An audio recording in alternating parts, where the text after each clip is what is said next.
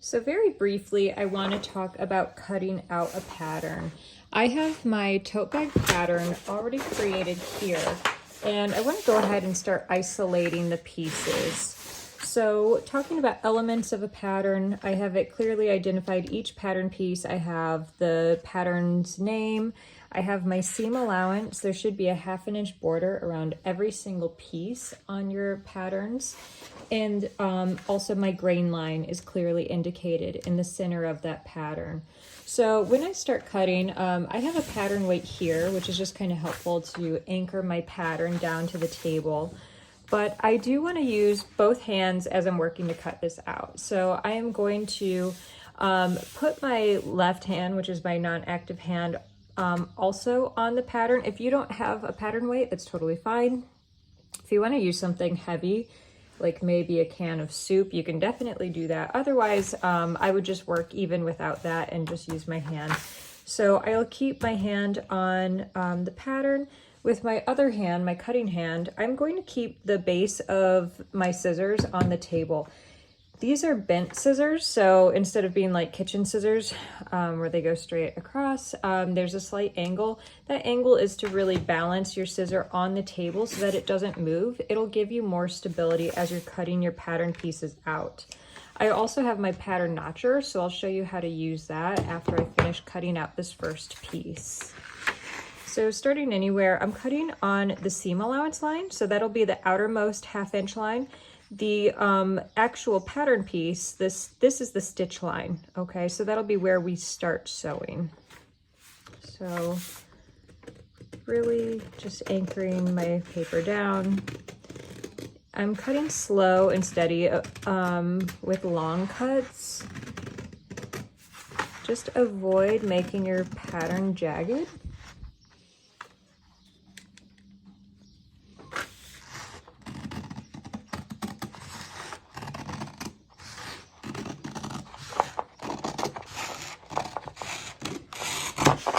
And a patterning trick that I learned from a pattern maker is any piece that is not part of your project, you throw on the floor so you never get confused. So I'll keep rotating my pattern.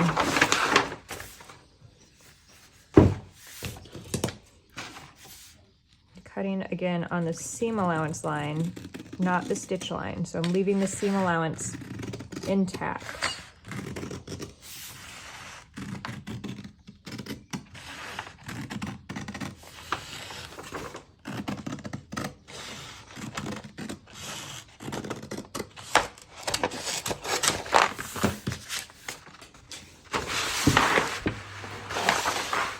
So when I created my patterns, I was really stacking them. So I was lining them up on the seam allowance line so that I can do one cut instead of having spaces in between and kind of wasting paper on my production pattern.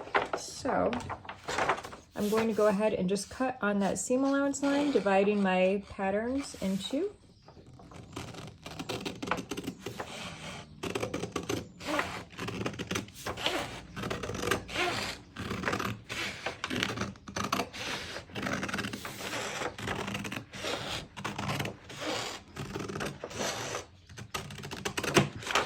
Okay, so it'll be the same process for the rest of my patterns, but I do want to talk about notches. So when I was patterning my production pattern, I did extend my stitch line all the way to the outermost edge of the seam allowance line. And that is so that I can use my pattern notcher here to notch my pattern. And because when we trace this onto our fabric, we'll be using this outermost shape. So we won't know what our seam allowance is. When you are sewing a garment especially, it's helpful to have notches, and that indicates on your like fashion fabric or your sewing fabric where your seam allowance is so that you don't have to trace the seam allowance in with like a pencil or something that could ruin your fabric.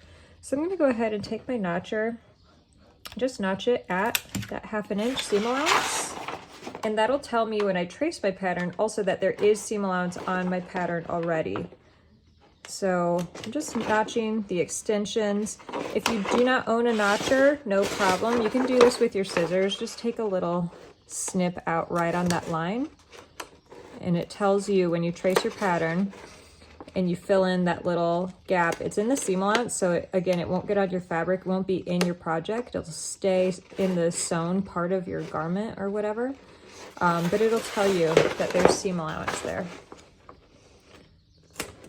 This notcher's not the sharpest, so that's why I'm getting some of that paper still attached, but that's okay.